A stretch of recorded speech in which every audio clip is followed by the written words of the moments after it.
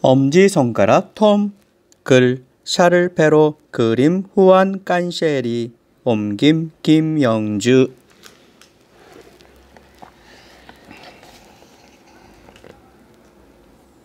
옛날 옛적 어느 마을에 가난한 나무꾼이 살고 있었어요. 나무꾼은 너무 가난해서 근근히 끼니를 이어가며 비바람이 새는 낡은 집에 살고 있었어요. 나무꾼은 아들 7형제를 두었는데 막내 아들은 엄지손가락 톰이라고 불렸어요. 몸집이 아주 작아서 엄지손가락만 했거든요.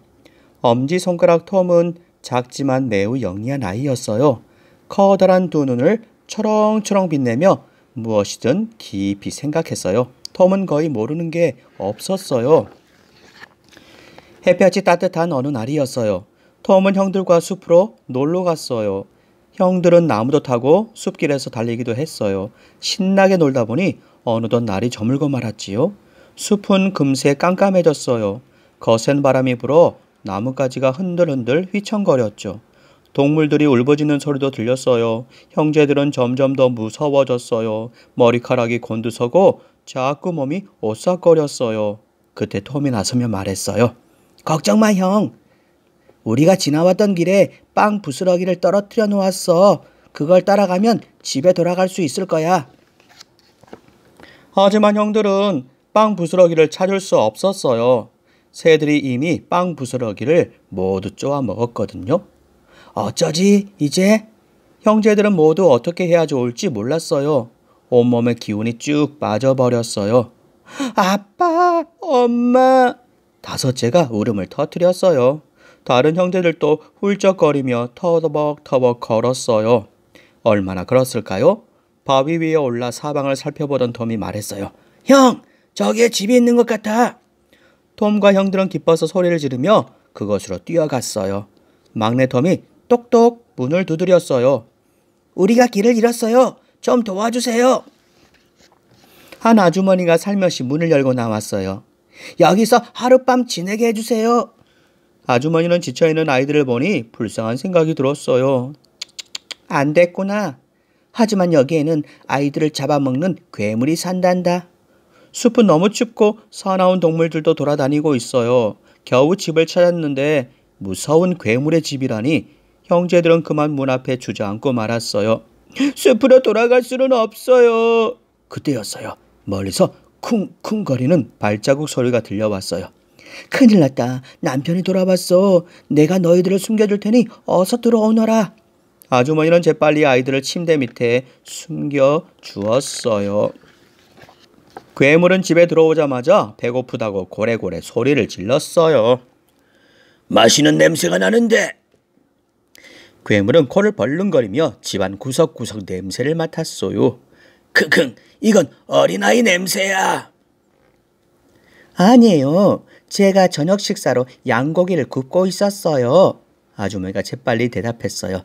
그런데 이때 형제들이 무서워서 벌벌 떠는 바람에 침대가 딸그닥딸그닥 흔들리는 소리가 났어요. 옳지, 여기 있군. 괴물이 침대를 들어 올렸어요. 감히 나를 속이려고 해.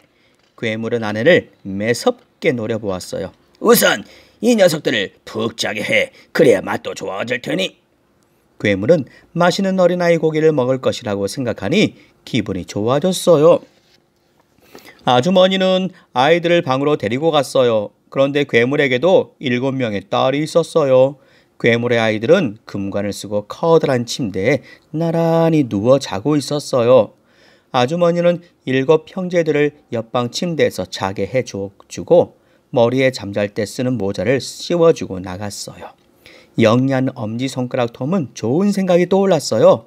한밤중이 되자 톰은 괴물의 7 딸들이 쓰고 있는 금관과 형제들의 모자를 몰래 바꾸었어요. 괴물은 아이들이 깰까봐 살금살금 딸들이 잠든 방으로 갔어요. 왜 머리에 모자를 쓰고 있지?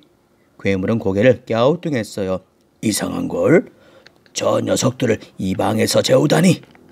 하지만 어디에서든 어차피 내일 아침이면 신선한 고기를 먹을 수 있겠지. 괴물은 군침을 삼켰어요. 톰은 괴물이 쿨쿨 잠들 때까지 기다렸어요. 괴물의 코 고는 소리가 들리자 톰은 형들을 깨워 숲으로 허겁지겁 도망쳤어요. 형제들은 가쁜 숨을 헉헉거리며 한참을 달렸어요. 저만치 바위 동굴이 하나 보였어요. 동굴이다! 여기에 숨으면 괴물이 찾지 못할 거야. 다음날 아침이었어요. 괴물은 일어나자마자 성큼성큼 방으로 갔어요. 아이들을 부엌으로 데려가 맛있는 요리를 해먹을 생각이었죠. 아니, 왜 금관이 여기 있는 거야? 방 안에는 아이들 대신 딸들의 금관만 덩그러니 놓여 있었어요. 괴물은 화가 머리 끝까지 나서 몸을 부들부들 떨었어요. 감히 도망을 가? 잡히기만 해봐라. 내 마법장화를 가지고 와. 당장 못된 녀석들을 잡아와야겠어. 마법장화를 신은 괴물은 순식간에 숲을 샅샅이 뒤졌어요. 그러나 아이들의 머리카락 하나 찾아내지 못했어요. 대체 어디에 꼭꼭 숨은 거야? 괴물은 땀을 뻘뻘 흘렸어요. 힘들어 죽겠네. 잠깐 쉬었다가 녀석들을 찾아야지. 반드시 찾아내서 한 놈씩 으적으적 씹어먹고 말 테다. 괴물은 바위 아래에 그늘을 찾아 풀밭 위에 벌러덩 누웠어요. 괴물은 눈 깜짝할 사이에 스르르 잠이 들었어요. 이게 무슨 소리야? 동굴 안에 숨어있던 맏형이 동생들을 돌아보았어요. 괴물이 쿨쿨 코 고는 소리였어요.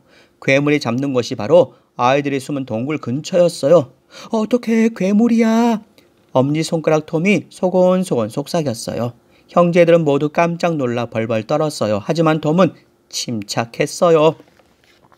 톰은 형제들을 둘러보며 말했어요. 괴물이 잠든 틈에 도망쳐야 해. 형들 먼저 도망가. 나도 곧 따라갈게. 하지만 형들은 톰을 두고 먼저 갈 수는 없었어요.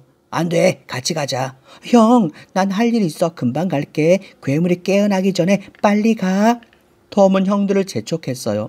하는 수 없이 형들은 동굴을 한 사람씩 빠져나갔어요. 형들이 나가자 톰은 얼마 동안 쿨쿨 자고 있는 괴물을 지켜보았어요.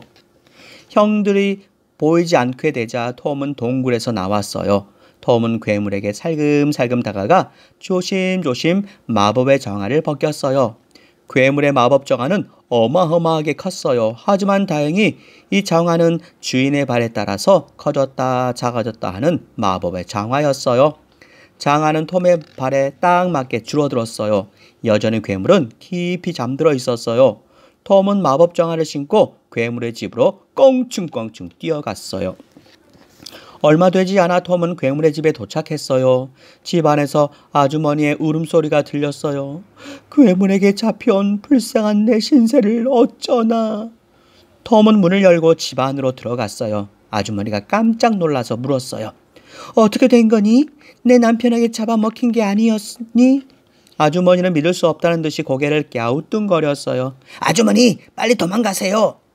강도들이 잠자고 있던 괴물들을 잡아갔어요. 아마 다시는 돌아오지 못할 거예요. 아주머니는 믿을 수가 없었어요. 괴물이 그렇게 쉽게 잡힐 리가 없어. 여기 괴물의 마법 정화를 제가 신고 있잖아요. 톰이 장화를 가리키자 아주머니는 그제야 안심이 되었어요. 아주머니는 집 안에 있던 금화를 모두 챙겼어요. 그리고 톰에게도 금화를 나누어 주면서 말했어요. 고맙구나. 이걸 가지고 가거라. 톰은 서둘러 괴물의 집을 나왔어요. 마법 장화를 신은 톰은 금방 집에 도착했지요. 가족들은 톰이 무사히 돌아오자 뛸 듯이 기뻐했어요. 게다가 톰이 식탁 위에 금화를 와르르 쏟자 더욱 놀랐어요. 우와, 이렇게 많은 금화는 처음 보는구나. 가족들은 자기 눈을 믿을 수가 없었어요. 우와, 번쩍번쩍 빛이 나서 눈이 부셔. 이제 우리도 부자야. 엄지손가락 톰이 어깨를 으쓱거리며 빙그레 미소를 지었어요. 괴물은 어떻게 되었을까요? 전해지는 이야기에 따르면 괴물은 사흘 동안이나 쿨쿨 잠을 잤대요. 그리고 벌떡 일어나 보니 궁전의 감옥 안이었대요. 아이들을 잡아먹는 목된 괴물을 잡아와라. 왕이 이렇게 명령을 내렸던 거예요. 왕은 괴물이 있는 곳을 어떻게 알았을까요? 마법 장화를 신은 톰이 단숨에 성으로 달려가서 여러분이 방금 읽은 이야기를 왕에게 들려주었지요.